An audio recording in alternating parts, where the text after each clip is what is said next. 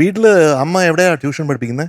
വീടിന്റെ തൊട്ട് അടുക്കളയുടെ തൊട്ട് മതില് കഴിഞ്ഞിട്ട് അവിടെ അപ്പുറത്തൊരു സ്ഥലമുണ്ട്, പണിതിട്ടുണ്ട്, അവിടെയാണ്. അടുക്കളയുടെ മതില് കഴിഞ്ഞ് അവിടെയാണ് കാർ പാർക്ക് ചെയ്യുന്നത്. ആണോ? പക്ഷെ റോഡ് പണി എന്ന കാരണം ഞങ്ങളെ കാറ് ഞങ്ങളുടെ വീടിന്റെ അപ്പുറത്ത് കുറച്ച് ദൂരം കാട്ടിക്കൂടെ നടന്ന് അതിന്റെ അപ്പുറത്ത് വേറൊരു വീടുണ്ട്.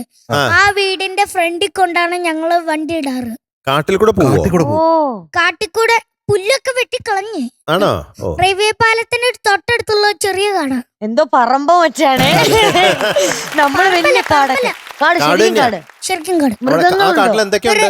മൃഗങ്ങളില്ല, മൃഗങ്ങളില്ലാത്ത കാടാണ്. പക്ഷികളുണ്ട്. Okay okay. എന്തൊക്കെ പക്ഷി ഉണ്ടായിരിക്കും ഏകദേശം? ക്രോ, പിന്നെ കോഴി, യെല്ലോ ബേർഡ്, യെല്ലോ ബേർഡ്സ്, മഞ്ഞക്കിളിയുടെ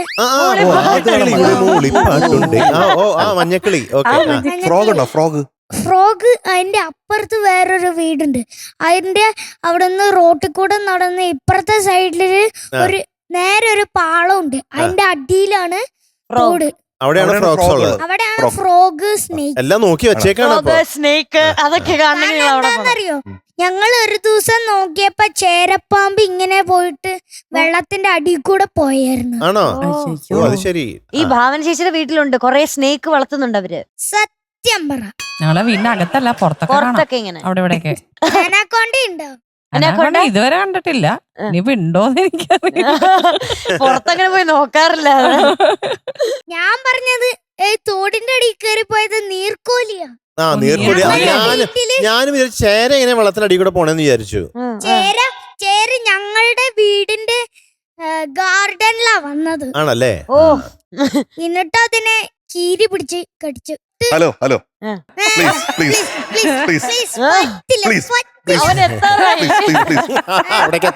അമ്മ എവിടെ ഇരുന്നാണ് ട്യൂഷൻ പഠിപ്പിക്കുന്നത്? പ്ലീസ്. പറഞ്ഞ സ്ഥലത്ത് തന്നെ കാർ പാർക്കിങ്ങിന്റെ പുറകില് അവിടെയാണ് ടേബിളും കസേരയൊക്കെ ഇട്ട് വെച്ചേക്കുന്നത്. അവിടെയാണ് എന്റെ അമ്മ പഠിപ്പിക്കുന്നത്. അല്ല, കഴിഞ്ഞ തവണ ബാബുസ്വാമി വരും പറഞ്ഞായിരുന്നല്ലോ. ഇന്ന് കാണിക്കണ്ടല്ലോ. കാണിക്കുന്നുണ്ടോ? എവിടെ കാണിച്ചു? സന്തോഷാവും. നല്ല മനോഹരമായ ദിനങ്ങളായിരുന്നു. പിന്നെ ബാബുസ്വാമി എനിക്ക് വർഷങ്ങൾ കൊണ്ട് അറിയാം. അദ്ദേഹം എന്റെ ക്ഷേത്രത്തിൽ വന്നിട്ടുണ്ട്.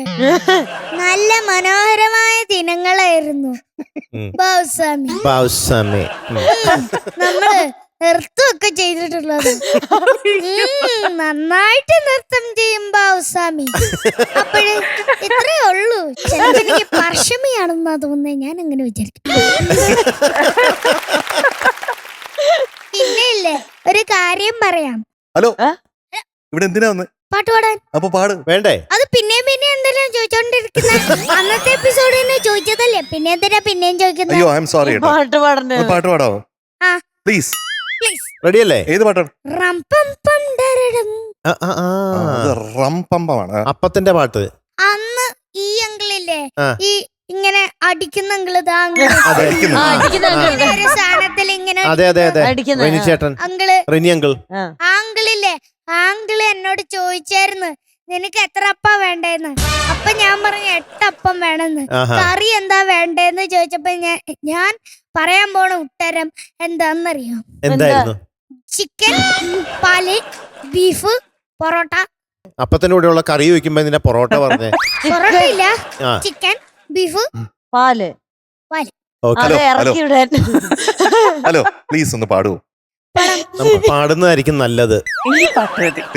ഏത് ഡീറ്റെയിൽസ് അറിയോ ഈ പാട്ടിന്റെ? അപ്പൊ കോമഡി വേണ്ടേ? കോമഡി പറയണമെന്ന് ആരെങ്കിലും പറഞ്ഞിട്ടുണ്ടോ? പറഞ്ഞിട്ടുണ്ട്. ഗ്രീൻ സൺ അങ്കിളും ജാക്കി അങ്കിളും. നിന്റെ അടുത്ത് പറഞ്ഞോ കോമഡി പറയണം. ഇവിടെ വന്നിട്ട് കോമഡി പറഞ്ഞിട്ട് എല്ലാവരും ചിരിപ്പിക്കണം. അതാണ് ഇങ്ങനെ എല്ലാരും ചിരിപ്പിക്കണേ. ഓടിപ്പോയിട്ടുണ്ടാവാനുള്ള സാധ്യത കുറവാണ്.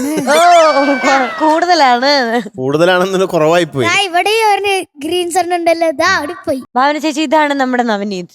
ആ, ഇനി ഞാൻ കൂടുതലൊന്നും പറയണ്ടല്ലോ, നിങ്ങക്ക് തന്നെ എല്ലാം ഒന്നും വേണ്ട. മനസ്സിലായി കാണും. ഇവിടെ ഇൻ ഹൗസ് എന്റർടൈൻമെന്റ് ഉണ്ടല്ലോ. അതെ. ട്രീ ഹൗസാ ഇൻ ഹൗസ് എടാ വീട്ടിൽ തന്നെ ഉണ്ടല്ലോ, ഭാഗ്യാണെന്ന് നമ്മുടെ